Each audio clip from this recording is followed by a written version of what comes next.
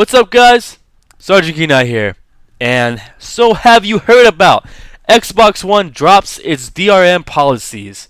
What does that mean? A lot of people are like, what are DRM policies? What does that mean? DRM policies are the Digital Rights Management. It is what Microsoft did to the Xbox One, said that you had to have internet connection every 24 hours. You had to check in with internet to make sure, yo, you're still here. You're not hacking your Xbox or for whatever reason stealing the game. So you had to check in every 24 hours or they're like, you can't play our games because we don't trust you. So they officially announced today. I believe it was today. I'm not sure when the exact article came, but I know that I'm seeing the article everywhere now. What exactly they dropped? So today I am announcing the following changes to Xbox One. How you can play, share, lend, and resell your games exactly as you do today on from the Xbox 360. The same is saying like the same as it's being the same as the Xbox 360. No crazy DMR policies, Digital Rights Management. Here's what it means: internet connection will not be required to play offline Xbox One games. After a one-time system setup with the new Xbox Ones, you can play any disc-based game without ever connecting online again. There is no 24-hour connection requirement, and you can take your Xbox anywhere you want to and play games, just like on your Xbox 360. Shut up, phone. Sorry about that. Trade in, lend, resell, gift, rent disc-based games just how you want. There is no limitation to using and sharing games. It will work just as it does on Xbox 360.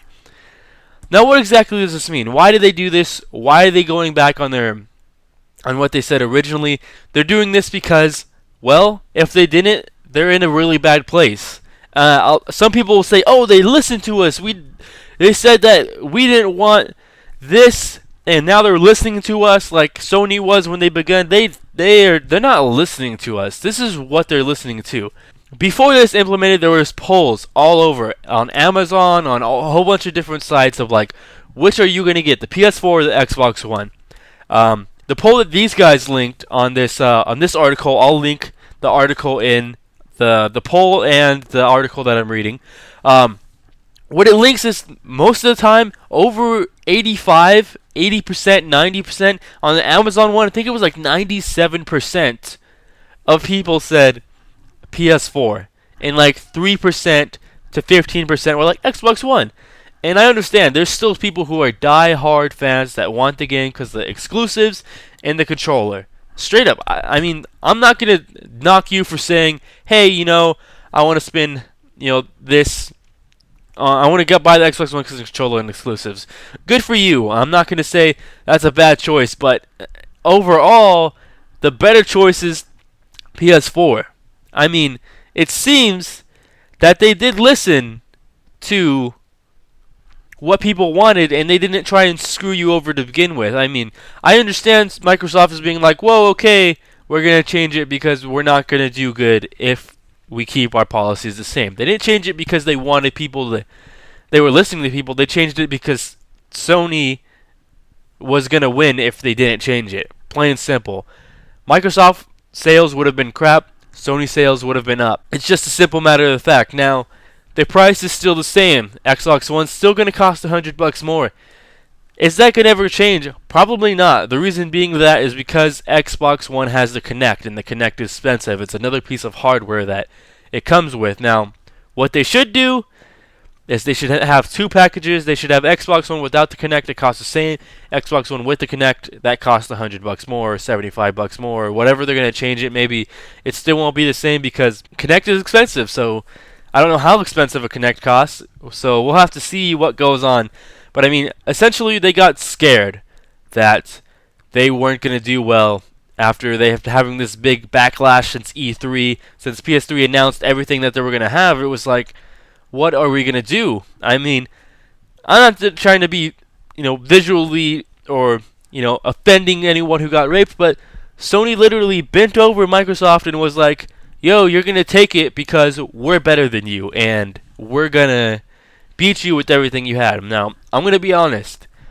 When I grew up, I had a PS1, a PS2, and then we got an Xbox 360. I love PS1. And then we have a PS3 now, since a year and a half ago. I like Sony and I like Microsoft, but Microsoft really did try to screw everyone over this time. And to be honest, the image of that company of gaming, how they try to screw over gaming, is like the whole image on that is like that's not cool. Like it was I was offended that they were trying to do that. Like many people might not understand like why the internet connection every 24 hours is a big deal. I mean, for someone who has internet 24/7, it's not going to be a big deal. People who don't move around with their console, it's not going to be a big deal. People who leave it in their living room, it's not a big deal because it's still the same. They would have never had to do anything. The check-in would have happened automatically. They wouldn't have cared. It's nothing to them. But you have to remember, not everyone has internet. A large portion of the world does not have internet on a constant basis. Even in United States, people do not have internet on a constant basis. Now people will say, well, maybe they shouldn't be getting an Xbox One if you don't have internet. Well, people got Xbox 360 and they didn't have internet because they wanted an Xbox 360 and they don't want to pay for internet. And they played games on that. But they couldn't do that with the Xbox One. You can't say, if you can't afford internet, you shouldn't get an Xbox One. Well, a lot of people don't have internet, so they wouldn't get one. And that's one of the biggest reasons why I think hurt their sales so bad. It's not that you had to check in all the time. It's not that you had to, all the used games was like a kind of a big deal, but it was like a smaller thing compared to the internet connection.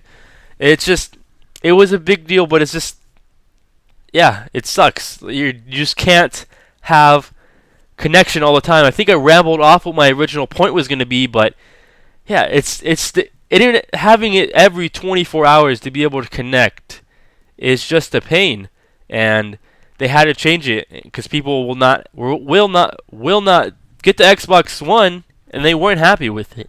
But thankfully, they reversed all their policies. They're going to probably have a brand new policy when it comes up, but who's going to say that Microsoft isn't going to screw us over again? Who's to say that they're doing this for the good or they're doing this for the bad reason because they just want to, be better and not actually give us what they want. They're doing it because they want sales, which is probably the main reason. PS4 did it because they're like, that's dumb. People aren't going to buy our console. But we'll see. We'll see. Maybe you buy your console and in a couple months they reinstate the DMR policies and screw you over. But I highly doubt that Microsoft would do that. But in the meantime, good news for Xbox fanboys.